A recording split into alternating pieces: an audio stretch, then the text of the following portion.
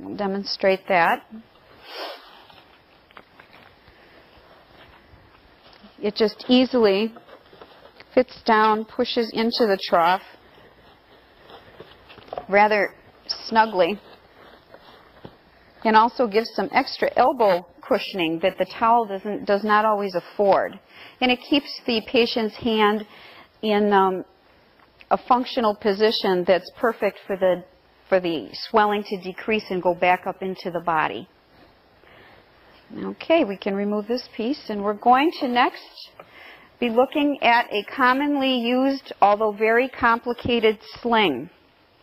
First, we should say a few things about slings generally, and that's that a sling is used to support a patient's upper extremity or arm. It's used with a variety of diagnoses, included, again, a patient that's had a stroke that has no functional use of their arm. In that case, it would help support their shoulder in the socket, give support to their wrist that generally is in this type of flaccid, we call it, position. There is no control. It's used for patients with dislocated shoulders or rotator cuff tears, or even patients with mild fractures. I brought this sling today because it's probably the most complicated of all the slings that you will see. I'll show you how that goes on. First of all, there's a cuff area. It has a back strap, and that should be your sign that this, you know, is for the elbow. You can go around the back of the patient, one strap in front and one strap in back, and again to the front, one strap in front, one strap in back. The hand is put through, and the wrist and hand are supported, and then a Velcro strap across the two holds it in place. You should always check the back to make sure the straps are positioned appropriately. And now we're going to have our helper stand up and turn around slowly to show you the circle ring position and this proper strap formation for a sling. There's a few general things I'd like to mention regarding slings before we go any further, and that has to do with sling wearing schedules, which can vary. Sometimes the doctor's order will say on when up. That means that when the patient is out of bed, the sling should be on. And the arm is generally positioned on a pillow, and your therapist will tell you how that should be at night when they're in bed. Or the order could read on for ambulation and transfers, which means that's the only time that the patient would require a sling. And very frequently a patient is, when sitting in the wheelchair, will use the trough or the tray when in the chair, and for transfers and ambulation will require a sling. In other events, an order may read that the sling should be on at all times, and that means in bed, in the wheelchair, or when transferring and ambulating. I'd now like to give you a few common tips to remember that are very helpful with all slings. Number one, read the manufacturer's instructions for application. In-servicing and printed materials will be supplied by the occupational or physical therapist. Number two, support the hand and fingers within the sling. Number three, when the sling is properly applied, it should support the elbow and shoulder in good alignment. Number four, straighten clothing inside the sling to prevent pressure areas from sleeves bunching. And number five, check that the sling is positioned properly and does not pull on the patient's neck. Most frequently, directions and illustrations will be posted in a patient's room or in the care plan. We're now going to turn our attention to splints. Splints can be either fabricated from rigid or soft materials. They can be prefabricated from a splint manufacturing company, or fabricated, that means made, molded by one of the therapists, an occupational or physical therapist. Splints also generally have different wearing schedules. Sometimes they'll say on AM, off PM, check 1 or 2 times daily for hygiene, to the splint to be removed and the hand washed.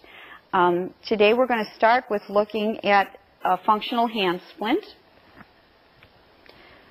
This is called a stockinette. It's the first piece of equipment that goes on the patient's arm. It acts as a little bit more of a cushioning element and helps decrease skin breakdown. We're going to be applying the functional hand splint, which is a rigid splint. And today I have used a prefabricated splint made by a company, but again, these can be fabricated by therapists. It supports the thumb and all of the digits and the wrist in alignment. It's used on patients that have wrist drop, and I'll show you what wrist drop looks like in a minute. A patient that's had a stroke often prevents with no active movement at all of specifically their entire arm, but this is to address the areas of the wrist and fingers and to keep it in alignment. It can also be used on a patient that has tone. That means the hand is starting to get tight. It's difficult for a caregiver to passively open the hand. And this helps to create and maintain that spacing so that the fingers, again, will become more flexible and the patient will not develop a potential for contractures. So that's our functional hand splint. I'm going to remove the Velcro. And I used a variety of Velcro widths here to show you that you will see a variety out there. There is no precise one or two. There's many. And I'm going to remove this stockinette because next we're going to look at a soft splint. This is called a wrist cock-up splint. I'm going to turn it slowly so you can see that there's a series of D-rings, metal D-rings on this type. And as I turn, there's an accordion-like type of fabric material. I'll get my hand out of there and then put it back in so you can see that it expands and contracts. So this will be able to be fit on virtually any patient's hand, but these do run small, medium, and large too, and that's a help. On the back also, which you cannot see, but you can kind of see the coloration is different, is a hard, rigid bar. Once in a while, that bar will slip right through here at where my finger is, and it should be pushed up back in there and anchored. I've seen more than one patient come to therapy with the bar sticking partially out. It's adhered to the arm with a series of Velcro closures, so we're going to show that now.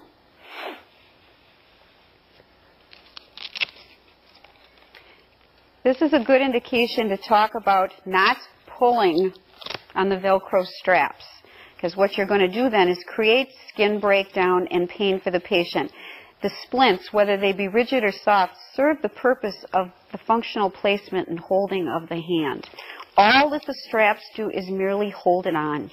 There's no reason for this type of pressure to be applied, just very gently, just to fit that patient's contour of his or her body. And then we can raise it up. Generally, this is a brand new splint. These would be all rounded off, so there's no sharp edges by the therapist.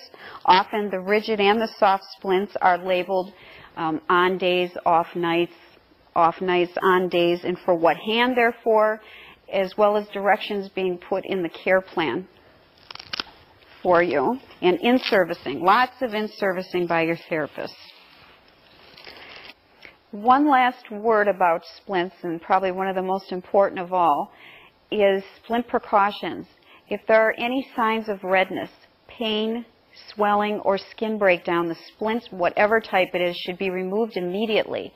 And the nurses or your therapy department should be contacted, and the splint should not be reapplied until they are contacted and the problem is solved, which often means that there'll be a refabrication or a changing of the splint, or maybe an entirely different splint may be required.